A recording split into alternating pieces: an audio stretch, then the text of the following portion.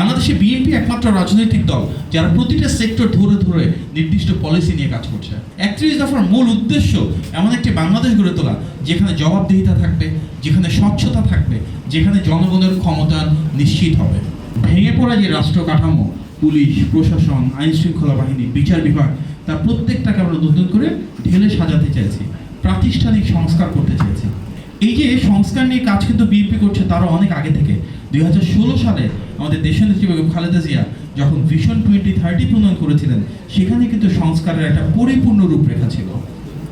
তারপর 2022 সালে 27 দফা প্রণয়ন করলেন জনাব তারেক রহমান, এবং 2023 সালে যে 31 দফা দেওয়া হয়েছিল সেখানে কিন্তু যুগপৎ আন্দোলনের শরিক সব রাজনৈতিক দলকে একটা প্ল্যাটফর্মে এনে একটা ডায়ালগ এবং কনসেনসাস বা ঐক্যমত্যের ভিত্তিতে কিন্তু বৃহত্তর জাতীয় ঐক্য গঠন করে সেটা প্রণয়ন করা হয়।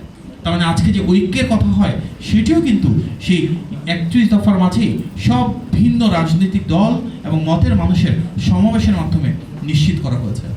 31 দফার মূল উদ্দেশ্য এমন একটি বাংলাদেশ গড়ে তোলা যেখানে জবাবদিহিতা থাকবে, যেখানে স্বচ্ছতা থাকবে, যেখানে জনগণের ক্ষমতায়ন নিশ্চিত হবে। বাংলাদেশে বিএনপি একমাত্র রাজনৈতিক দল যারা প্রতিটা সেক্টর ধরে ধরে নির্দিষ্ট পলিসি নিয়ে কাজ করছে। গত এক বছরে 31 দফাকে ছাড়িয়েও আমাদের নেতা জনাব তারেক রহমানের বক্তব্যে আমরা অনেক বিস্তৃত পলিসি দেখছি, প্রোগ্রাম দেখছি প্রত্যেকটা সেক্টর ধরে ধরে। বাংলাদেশে বিএনপি একমাত্র রাজনৈতিক দল যারা কিভাবে কর্মসংস্থান তৈরি করবে এটা নিয়ে সুনির্দিষ্ট বক্তব্য দিয়েছে, সুনির্দিষ্ট রূপকল্প দিয়েছে। কিভাবে আমরা 1 কোটি চাকরির ব্যবস্থা করব। সেই চাকরি বলতে কিন্তু শুধুমাত্র নিজেরা কোনো পাবলিক বা প্রাইভেট সেক্টরে কাজ করবে তাই না। এখানে পাবলিক সেক্টর জব রয়েছে, প্রাইভেট সেক্টরে জব রয়েছে, উদ্যোক্তা হিসেবে গড়ে ওঠার স্বনির্ভরতার অপশন রয়েছে, কিভাবে আমরা ফ্রিল্যান্সিং এবং আউটসোর্সিংয়ের কাজ করব সেগুলো রয়েছে, এবং বিদেশে জনশক্তি রপ্তানির বিষয়টুকু রয়েছে। আমাদের সেই পলিসিতে বহু ভাষার কথা বলা রয়েছে, যেখানে বাংলা এবং ইংরেজির বাইরে তৃতীয় যে ভাষা যেটা সারা বিশ্বে প্রয়োগ রয়েছে, হতে পারে জাপানের কিংবা জার্মানি কিংবা আরবের কিংবা চায়নার ভাষা, যার সাথে সরাসরি কার্যক্ষেত্রে বা কর্মসংস্থানের সম্পর্ক রয়েছে, সেগুলো নিয়ে আলোচনা করা হচ্ছে। শিক্ষাকে কিভাবে কর্মসংস্থানমুখী করা যায়, ভোকেশনাল এবং টেকনিক্যাল এডুকেশন কিভাবে মেইন স্ট্রিম এডুকেশনে ইন্টিগ্রেট করা যায়, এগুলো নিয়ে কিন্তু ডিটেল ওনার বিভিন্ন স্পিচে আমরা দেখতে পাচ্ছি। সব মশার বিরুদ্ধে সুরক্ষা দিতে এলো বসুন্ধরা এক্সট্রিম অ্যারোসল। মশার বিরুদ্ধে এক্সট্রিম সুরক্ষা। বাংলাদেশের সকল নাগরিকের জন্য হেলথ কার্ড স্থাপন করা, সেই হেলথ কার্ডের মাধ্যমে নিশ্চিত করা যে পাবলিক প্রাইভেট পার্টনারশিপের মাধ্যমে প্রতিটি হসপিটাল, প্রাইভেট সেক্টরে যেগুলো রয়েছে, আনইউজ যে ক্যাপাসিটি রয়েছে, এটাকে আমরা কীভাবে পাবলিক সেক্টরে একদম তৃণমূলের প্রান্তিক মানুষের জন্য ব্যবহার করতে পারি, সেগুলো কিন্তু তিনি তুলে ধরছেন। আমরা দেখেছি ফার্মার্স কার্ডের কথা। সেই ফার্মার্স কার্ডের মাধ্যমে বাংলাদেশের প্রতিটি কৃষকের জন্য একটা আলাদা কার্ড নিশ্চিত করা হবে।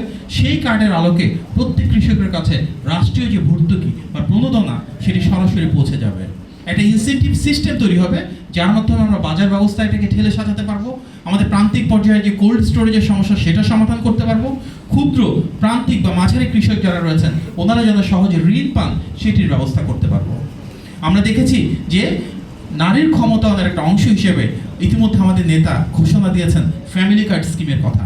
তার মানে কি বাংলাদেশের প্রতিটি পরিবারে যিনি গৃহকর্ত্রী রয়েছেন সেই নারীর নামে সরকারি ভর্তুকিতে চাল, ডাল, চিনি, তেল, লবণ এ ধরনের 5টা অত্যন্ত গুরুত্বপূর্ণ নিত্য প্রয়োজনীয় দ্রব্য ফ্রি সাবসিডি আকারে প্রতিটা বাড়িতে পৌঁছে যাবে। এই ধরনের স্কিম বাংলাদেশের আগে করা হয় নাই। আমরা দেখেছি আওয়ামী লীগের সময় সামাজিক বেষ্টনী নামে লক্ষ কোটি টাকা কিভাবে লুটপাট করা হয়েছে, সেটাকে দলীয়করণ করা হয়েছে।